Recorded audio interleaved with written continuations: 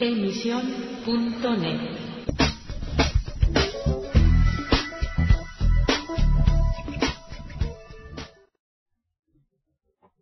Hello again and welcome to Letter from England, broadcasting for AC Press under the auspices of the Spanish Evangelical Alliance.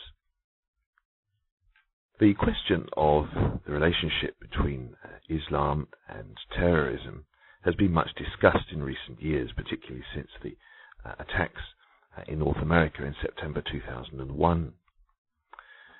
From a Christian perspective, there is concern that although governments and politicians speak much of so-called moderate Islam, at an organized level there doesn't seem to be much sign of it. So a move will have interested many spectators in Europe generally this week in Spain, as the Islamic Board of Spain has split from the Spanish Federation of Islamic Organizations because of what the board calls the latter's fundamentalist leanings. Seeing the pro-Saudi position of the federation, the board is to promote the creation of a new umbrella movement for Spanish Muslims known as the Green Islamic Federation. The board's chairman, Mansour Escudero, said the exact line to be taken by the new organization had yet to be decided, but the name has been taken from Green Islam, a magazine published by the board since 1993, and the editorial line of the magazine will serve as a reference for the new group. The new grouping wants to send the message that genuine Islam, and I quote, promotes tolerance and respect, fraternity, pluralism, and working with the good and common values found in different cultures and religions. Well, of course, this will be music to the ears of the Spanish government, and indeed of anyone interested in harmonious relations and the drive for peaceful cooperation between different groupings.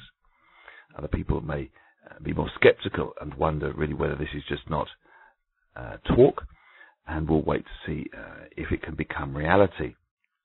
Perhaps the key will be if this new board grouping will be able to take on board the majority of Spanish Muslims who do actually have a reputation, perhaps more than Muslims in places like Britain, for moderate views. Now, Escudero, who was on the leadership of the Federation until just last month, said he and the other board members had not stood for re-election simply because two such different tendencies could not coexist, when one of them, which is the current Federation position, is, as he says, dominated by fundamentalist leanings, as is shown by the rejection, he says, of our ideological stand, such as our belief in the compatibility of Islam and democracy, women's rights, or our declaration of a fatwa against terrorism, declaring that bin Laden was outside Islam. He added that they came to the conclusion there was not much point remaining in the same organization, so he resigned as General Secretary of the Islamic Commission of Spain, a grouping which includes the two largest Muslim organizations in Spain, the Federation and the Union of Islamic Communities. Now, Escudero was one of the main negotiators with the government in discussions which led to accords being signed with the Muslim community in 1992, and he now fears that the Federation will become more conservative and possibly even more radical in its tendency, given the origin of the organizations it represents and the statements made by some of its leaders.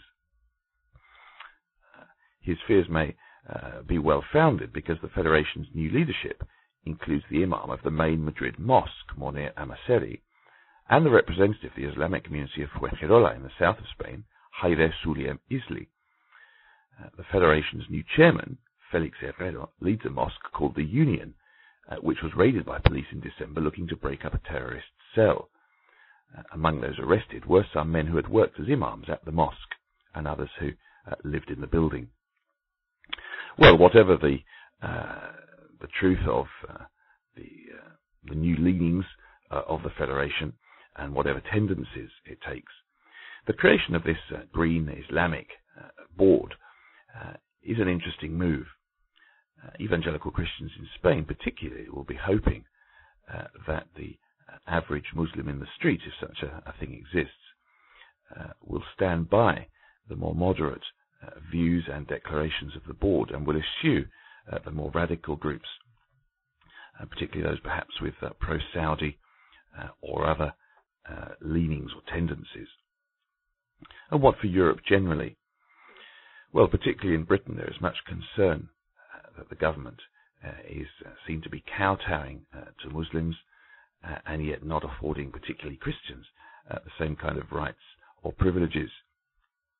It would be interesting to see the development of a similar, more moderate grouping of Muslims in Britain and perhaps in other countries in Europe as well. Many governments should take note of what is happening in Spain at the moment and consider the implications for their countries as well. Well, thank you again for listening to Letter from England. We broadcast each week on emission.net. Goodbye for now.